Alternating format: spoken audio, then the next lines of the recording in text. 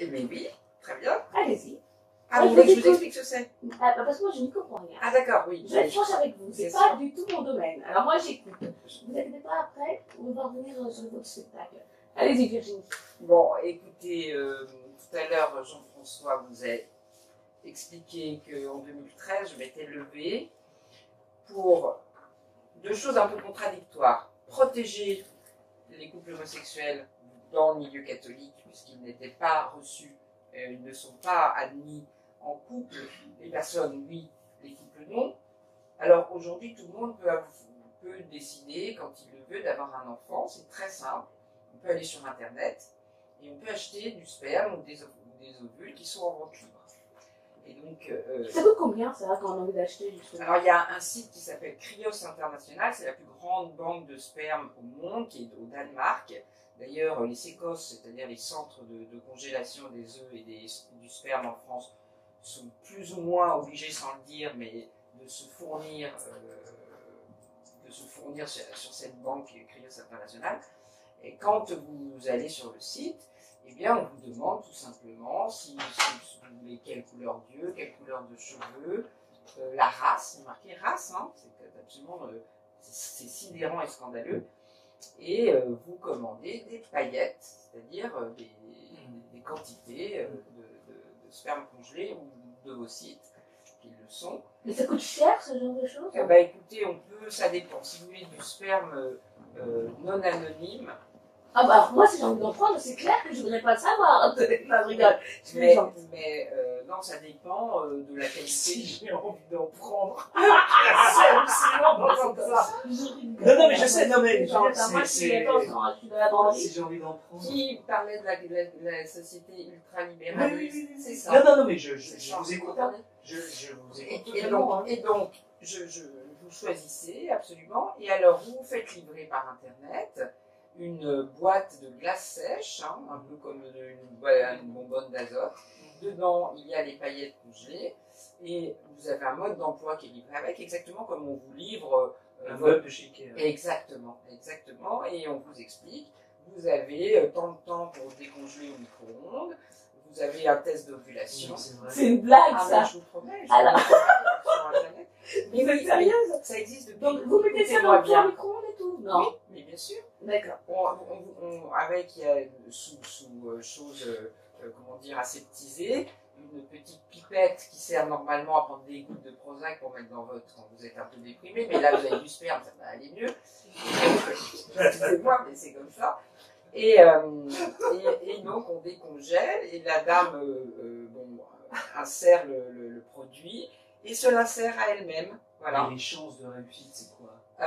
Si vous avez un test d'ovulation, mais pas du tout, ça marche très bien.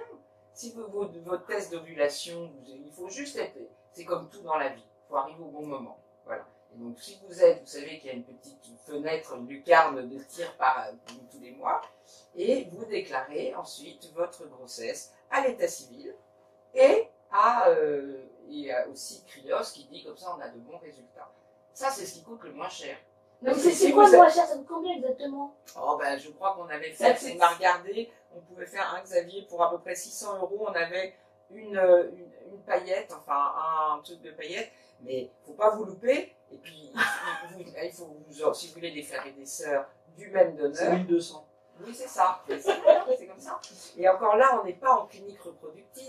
Oui, c'est ça. Non, mais c'est pas ça. C'est ça, c'est pour ça que je disais la chance de réussite me semble. Alors, parce que là, ça s'appelle une insémination, ça s'appelle aussi procréation assistée, mais c'est de l'insémination. Les vaches font ça depuis très longtemps. D'accord, mais il y a des enfoirés excusez-moi, je vais être un tout petit peu vulgaire, il y a des enfoirés qui me couchent avec une nana, il lui fait croire des choses et finalement elle va tomber enceinte, il va se barrer. Oui, on a toutes les cas de figure de la vie, hein, malheureusement. On a aussi des dames. Alors, vaut mieux un inconnu ou un enfoiré? On a aussi des dames qui savent aussi très bien faire pour tomber enceinte, mais cela dit, l'enfant ne connaîtra pas non plus son père.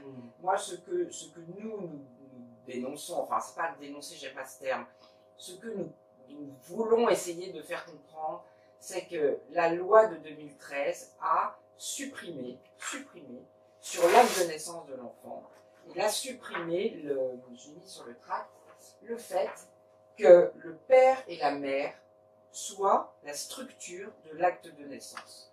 Aujourd'hui, on peut mettre indifféremment soit père-mère, mère-père, choisissez le sexe du parent. Et comme ça, vous avez un acte de naissance, c'est-à-dire ce qui structure l'identité de l'enfant avec 2 femmes ou 2 hommes. Dans l'éducation, à nous, à l'avenir pour tous, ça ne nous pose aucun problème. Oui. Voilà. Oui, mais le problème, c'est que pour d'autres gens, ça en pose. Non, mais alors c'est comme pour les enfants adoptés. Les enfants adoptés, Oui, mais ils sont sous X. pardon, ils sont Je conçus. vous entends plus. Ils sont conçus naturellement. Naturellement, mais on ne connaît pas forcément, justement, les parents biologiques. Tout à fait. Nous sommes contre l'anonymat. Non, même pour Des ça, enfants. alors. C'est pour ça que je la comprendre, hein, je suis un peu... Alors, soyons clairs. Si le fait de lever l'accouchement sous X conduit à un avortement, nous sommes moins d'accord. Comprenez, il faut quand même d'abord que l'enfant vive. D'abord, nous défendons la vie. Mais nous pouvons la défendre avec des femmes qui décident de le garder ou de le donner. C'est ça que nous souhaitons, c'est que ça s'appelle l'adoption in utero, c'est qu'elle le confie à une famille. Il faut savoir qu'il y a... Dans une pouponnière, logiquement, c'est pas directement dans une famille. Non, France. nous, on est... Je suis une enfant adoptée, juste comme ça. Oui, mais justement, c'est pas normal qu'il n'y ait pas une filière de mise en relation directe de la mère, enfin de la femme qui va accoucher, qui ne peut pas garder l'enfant. Et des familles, il y a 1,6 million, 1,6 million couples en France, couples hommes-femmes, qui sont stériles, plus quelques centaines de couples homosexuels qui n'ont pas forcément envie d'aller acheter, de passer par un trafic de gamètes qui sont le vrai risque, c'est que ces gamètes, c'est-à-dire ce sperme, sont manipulés, sont sélectionnés, on est dans l'eugénisme. Et la réalité, c'est que derrière, même, elles seront modifiées génétiquement.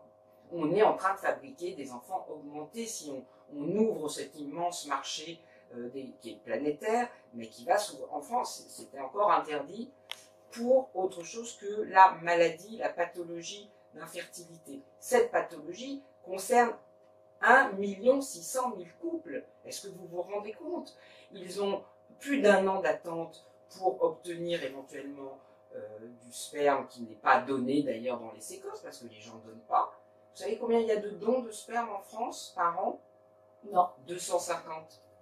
Vous comprenez pourquoi les prolifèrent les sites qui en vendent en vous donnant et en vous laissant faire de l'eugénisme, en choisissant la couleur des yeux, les cheveux, etc.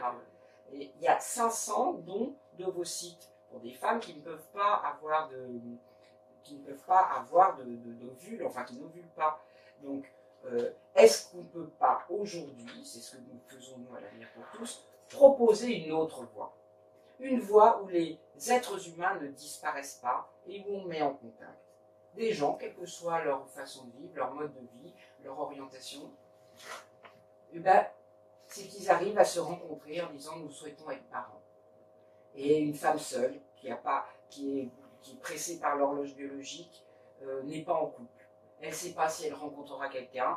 Elle préfère, plutôt que d'aller acheter du produit spermique, je n'ai pas d'autre terme, demander à quelqu'un qui aimerait d'être père et mère ensemble. Ça ne veut pas dire qu'on passe par la relation sexuelle s'ils n'en veulent pas. Oui, bien sûr.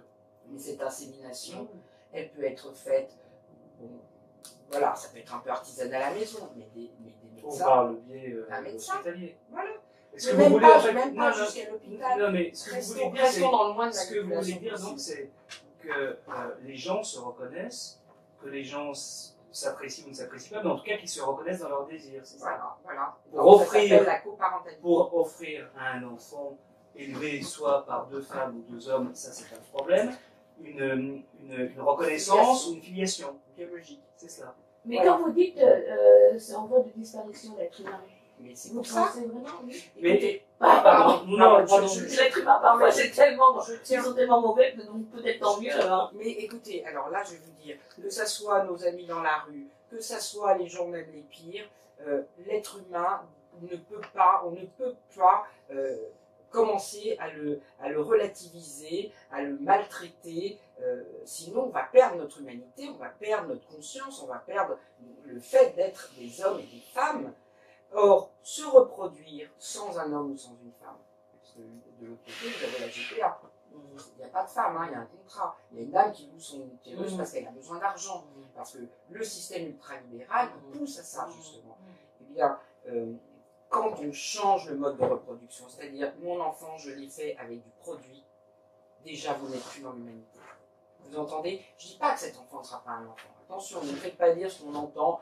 Mais nous n'avons rien dit. Bon, non, mais On vous écoute. On fait que Virginie, vous en plus, écouter. il nous reste 5 minutes, Virginie, allez-y. Donc je termine par vous dire que nous sommes malheureusement très peu, enfin je pense que nous sommes la seule association en France qui voulons promouvoir la coparentalité, demander à l'État qu'il y ait des structures de coparentalité, ça n'existe pas. Pourtant, c'est le mode de procréation premier chez les couples homosexuels, notamment hommes.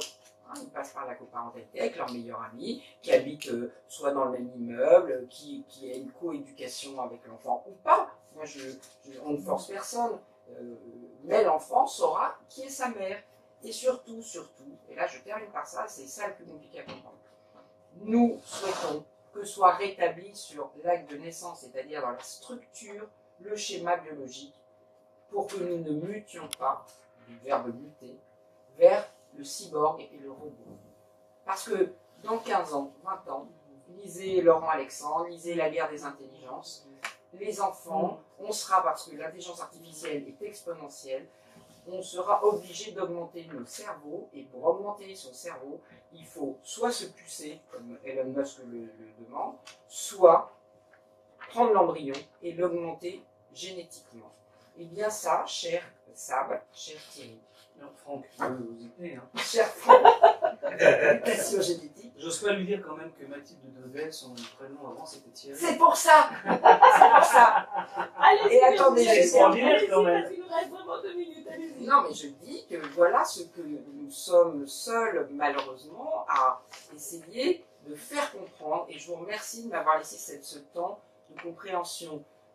Voilà, donc que les gens qui veulent en savoir plus aillent sur notre site avenirpourtous.fr et sachent qu'en ce moment, il y a des états généraux de la bioéthique. Il y a un référendum qui est ouvert pour s'exprimer. Ça, c'est pas nous, c'est les pouvoirs publics.